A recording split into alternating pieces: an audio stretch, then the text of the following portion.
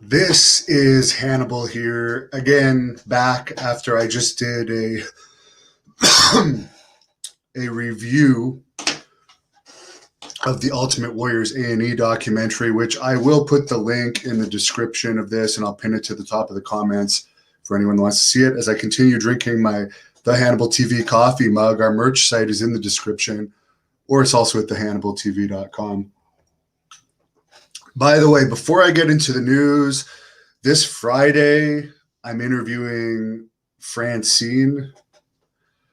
This Saturday, I'm interviewing a former WWE writer, the first WWE writer that I've ever interviewed. And for some reason, I forget his name. Sorry about that. I'm going to look it up. Dave Sullivan, I'm interviewing Friday nights. And then also the Goon, also known as Wild Bill Irwin, I'm going to be interviewing coming up on Saturday nights. Dan Madigan is the WWE writer I'm going to interview. And he apparently has a funny story about he was involved with writing the movie about Kane, where Vince McMahon wanted him to put a scene in that movie that showed Kane with like a 3-foot-long dick that they never ended up using in the movie. But we're going to get into all kinds of stuff as Colonel Quayle says hi. The second lowest rating of all time for Raw. Yes, they're making more revenue than ever, and less people care about the product than ever. And they have now, the rating, by the way, was a 0.45, and the lowest rating ever was a 0.41. So they were very close to that lowest rating ever. So it's too bad for them, but I don't feel bad for them really because the product sucks. They've now hired former Bellator and UFC broadcast team member Jimmy Smith to be a Raw commentator, and he had this to say about getting the job. Quote, "Hey guys, well, it's been a busy day. Apparently WWE liked my work so far. I know I'm stepping into a new world," end quote. And you know why they're stepping away from the entertaining characters? Remember when Jesse Ventura was a commentator and Bobby Heenan, two of my favorites? Even though their product is less realistic than ever and it's so cheesy, they don't like having like character commentators for some reason. So they go and hire MMA commentators and other commentators that don't even follow wrestling and I don't even know. It's so stupid. I hear that they're interested in that Ariel Helwani little guy too. I mean, that Ariel guy's lucky he's had his breaks because I'm a better MMA interviewer than him. I could do better in-depth MMA interviews than him as well, especially if I had the funding of ESPN behind me. And I hope to get the opportunity someday with a company like ESPN. By the way, that would be bigger than me. I'm done my wrestling dream. My ideal dream would be to have my own stuff that I could do my own interviews, but work for a company where I could do like in depth and go to their town and interview them while they're training and eat with them and like get really in depth with fighters. And I'm sure whether I have to fund it myself down the road or not, or I just keep getting more and more popular as I have been every year, literally every year, doing my taxes right now. And I can actually see the difference year to year of the popularity of the Hannibal TV. Maybe I will get those opportunities, but I don't agree with this. Let's hire people outside of wrestling that are very plain to do our commentaries. I don't really think that's going to help their ratings. And this kind of crap isn't going to help their ratings either.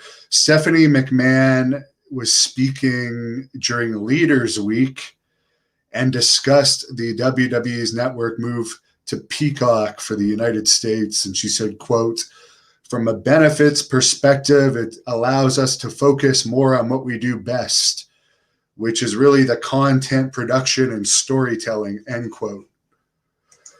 They are obsessed with this storytelling stuff. They don't want to call their wrestlers wrestlers. They want to call their wrestlers storytellers.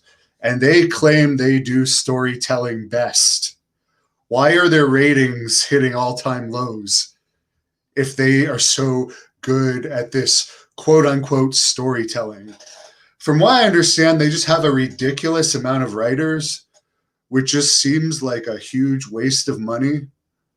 Remember back in the days when it was good and it was like Vince, Pat, and Bruce Pritchard, 3 people? Or when it was like Vince Russo and Vince McMahon? Those were the good days where they were coming up with good stuff. Or in WCW, when it was like Eric Bischoff and Kevin Sullivan. You don't need 40 people on a storytelling TV show writing shitty stories that are not entertaining. And then that's exactly why less and less people give a shit about your crappy product. But go ahead, keep calling it storytelling. I guarantee you're not going to get the youth, that 18 to 49 demo. The only people that are still watching are maybe young kids that don't see how bad it is, handicapped people, people with disabilities, and the old fans that used to like wrestling and are just still watching it out of habit, and the small handful of people that don't have a life and actually watch every single wrestling program out there and probably don't have a girlfriend. Cody Rhodes says even though AEW is moving to TBS, they're not going to change the name of the TNT Championship. WWE employees will be returning to their offices in Stamford, Connecticut, starting in July. Mauro Ranallo is going to be part of the broadcast team for the Mayweather versus Logan Paul exhibition boxing match on May the 6th. Now, Mauro, as an MMA commentator / wrestling commentator, is a bit different because he started out commentating for Stampede Wrestling and then ended up getting into other combat sports.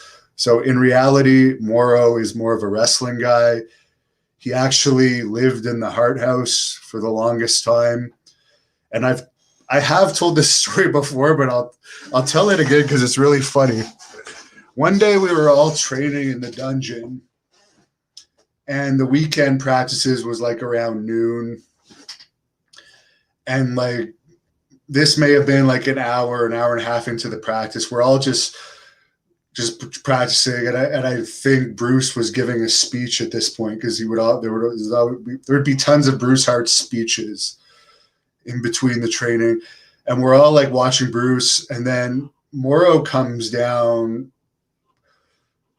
looking like he hadn't shaven in a long time, and like I think he may have even been in his house coat because again he did live in the Hart House. He was dating one of the Neidhart daughters at that time. I won't say the name because I can't.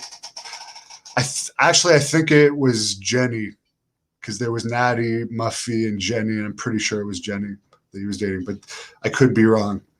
But it definitely wasn't Natty or Muffy.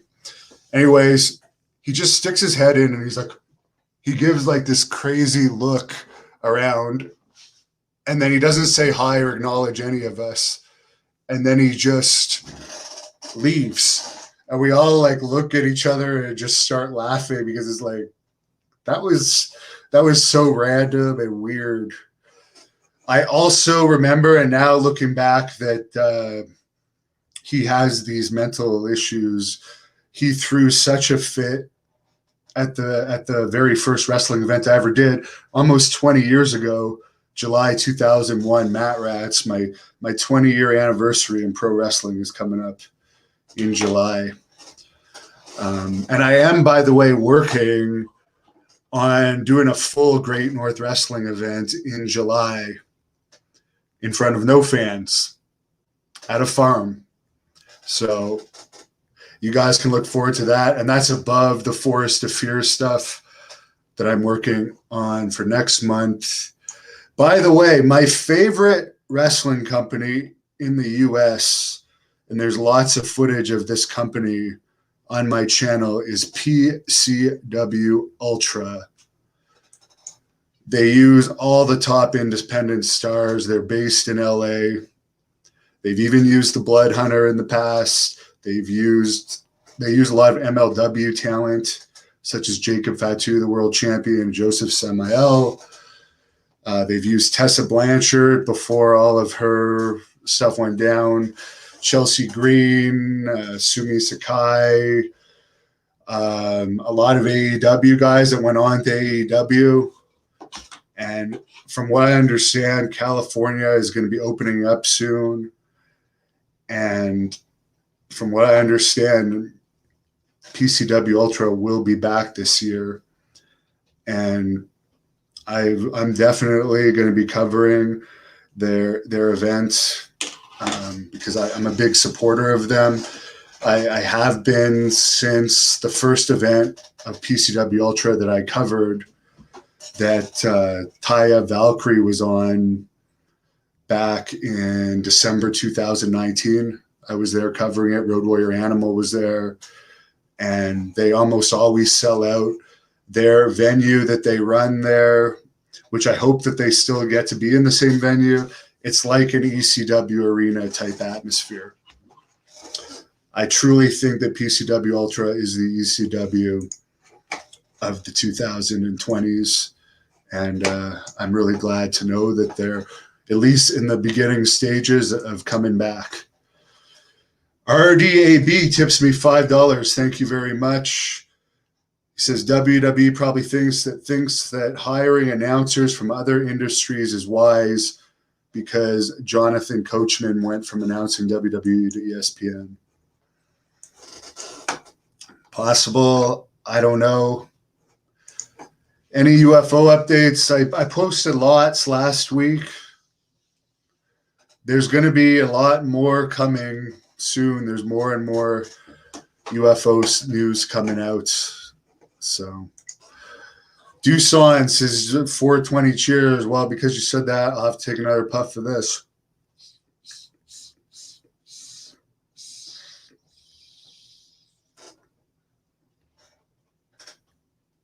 Cheers to you too, Doosan. Really appreciate it. And I thank you for your support. You are one of the channel members here, and I really appreciate all the people that become channel members. Wrestling is dying. Well, some of it is, but I do truly believe that if a real alternative comes out, and at least in Great North Wrestling, at the very least, we're going to try and produce a real alternative. There is still wrestling fans out there like me that just hate the current product. And by the way, I do read almost all the comments that you guys put on the Hannibal TV. It's one of my pastimes because I like to know the feedback that I have from fans, and I do take into account a lot of your feedback. Unlike some companies, like a certain one, certain 73-year-old guy that's running a company in Texas, he doesn't listen to fans. Well, my company will listen to fans. Geraldo says WWE products suck. Joey says Jesse the Body was the best. Brian agreed. I love Jesse Ventura as a commentator. Colonel Quail, knee slapping tells stories of running. I'm so sick of hearing about this storytelling crap. I'm just sick and tired of it. It's not cool. It's not cool. Give me Dilute says fuck Ariel. UFO interviews coming up. These people are very evasive. Whenever they start having like serious UFO conventions, I'm going to start attending these conventions. Maybe I'll get easier interviews, but like, I don't want to talk to the quacks. I want to talk to people with credibility. And the credible people are just very hard to find. Joey wants to see more in Brian Penny matches. By the way, I did use Eva Marie as a screenshot because they're really pushing her return to wrestling. Even though, from what I understand, I never actually saw her wrestle. I only know her from Total Divas because I watched the season she was on.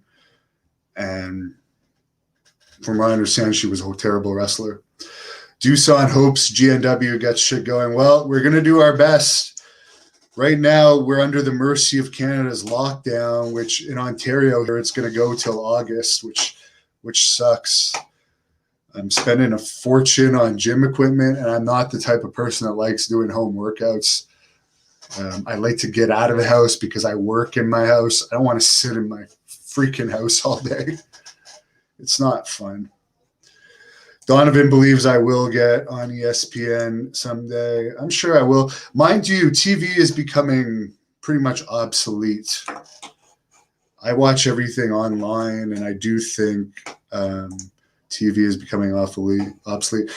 Hurricane Maverick, I'll take your word for it that Eva is awful.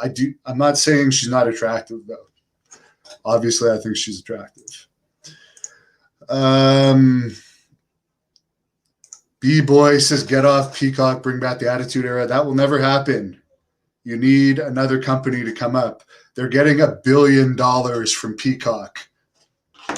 Do you think they want to get off a company that's paying them $1 billion? It ain't going to happen. And they're corporate. They're not going in the Attitude Era direction. They don't want to lose their corporate sponsors. Somebody tipped me $10, and I really appreciate it. Let me just find that tip. There's so many comments. Immortal says he loves my content, and I'm his favorite wrestler, along with the Briscoes. Well, I appreciate it. Thoughts on Nick Gage? I saw the dark side of the ring on him, and I don't really like how they were glorifying that he robbed a bank. Imagine how scary that would have been for the bank teller. He wrestles in clothes. I don't like people that wrestle in clothes, and he does the garbage wrestling. So I'm not a fan of it. I understand there are fans of him. I'm not a fan at all from what I saw of the dark side of the ring. And to be honest, I hadn't even heard of him before the dark side of the ring because I don't follow that type of wrestling. John Lewis tips me $5, says Tommy Rich and Mr. Wrestling 2 should be in the Hall of Fame. Was I a fan of New Jack? No. I did like him in Beyond the Mat, but was I a fan of him as a wrestler? No. Sonny Bob Holly does not want to do an interview with me.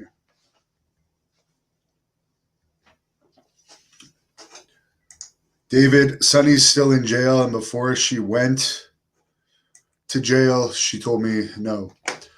Olive Mule says wrestling in street clothes is whack. Yeah, I'm not a fan of... I think you should actually look like a wrestler. You should actually look like an athlete. And I love how some people, like when I say that I don't, like for instance, Kevin Owens wrestling with a big beer gut and in basketball shorts and a cutoff shirt. People say, well, what about Mick Foley? What about Bam Bam Bigelow? They wrestled in street clothes, as I see a bunch of police pulling up in front of my house. But Mick Foley was a character. Mick Foley was crazy, and it wasn't street clothes. He wore a mask. In later years, after he was already over, yes, he got really lazy and he did wrestle in just basically the lumberjack shirt and stuff. But like as Mankind, it was a whole costume. And Bam Bam Bigelow was not in street clothes. He was in a bodysuit. If he walked down the street in that bodysuit, he would turn heads. If Kevin Owens walked down the street, nobody would pay any attention to him. He looks like the Burger King fry guy. And again, if Mankind walked down the street in his Mankind outfit, he looks like a crazy psycho, even as Cactus Jack he did. And he had a certain walk to him that made him stood out. So you can't compare the Kevin Owens to that. Anyways, I've gone on enough. Thank you for all your support. If you want to hear my review of The Ultimate Warrior in about 2 minutes, I'm going to pin it to the top of the comments. Have a great night. I'm going downstairs to my dungeon after I look out the window and wonder why there is, at this point, this is a pretty quiet street, but there's like 4 or 5 cop cars right outside of my house right now. Thank you for watching the Hannibal TV. Please like this video if you enjoyed it and click the subscribe